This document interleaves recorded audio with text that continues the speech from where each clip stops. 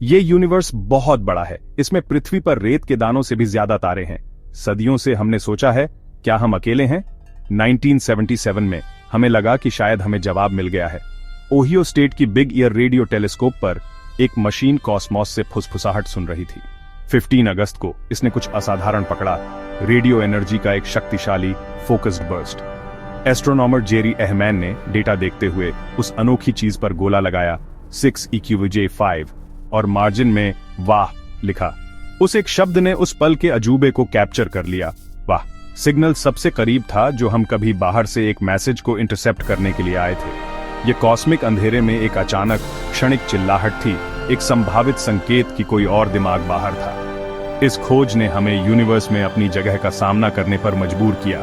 क्या हम पहले कांटेक्ट के कगार पर थे? वाह! शब्द में हमारी सारी उम्मीदें और सवाल थे। एक पल के लिए ऐसा लगा जैसे यूनिवर्स ने सीधे हमसे बात की। वाह! सिग्नल सिर्फ स्ट्रांग ही नहीं था, वह सबसे अलग था।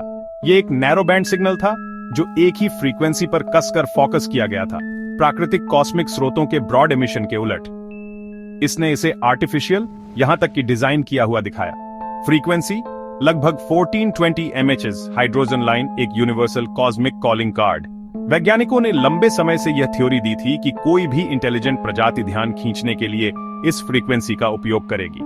सिग्नल आकाश में एक निश्चित बिंदु से आया था, जो टेलीस्कोप के गुजरने के दौरान ठीक 72 सेकंड के लिए डिटेक्ट हुआ।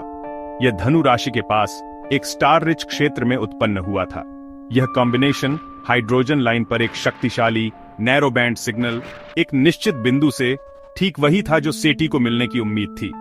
यह किसी तारे का अराजक शोर या न्यूट्रॉन तारे का पल्स नहीं था। यह साफ, शार्प और जानबूझकर था, जैसे किसी ने पृथ्वी पर एक ट्रांसमीटर का निशाना साधा हो और एक सिंगल शानदार नोट भेजा हो। वाह!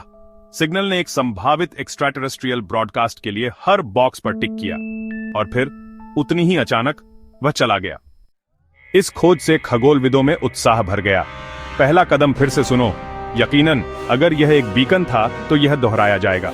वैज्ञानिकों ने टेलीस्कोप को आसमान के उस हिस्से की ओर फिर से मोड़ा, बार बार, लेकिन ब्रह्मांड खामोश रहा। दशकों से और अधिक शक्तिशाली टेलीस्कोप और अनगिनत घंटों की खोज के साथ सिग्नल फिर कभी डिटेक्ट नहीं हुआ।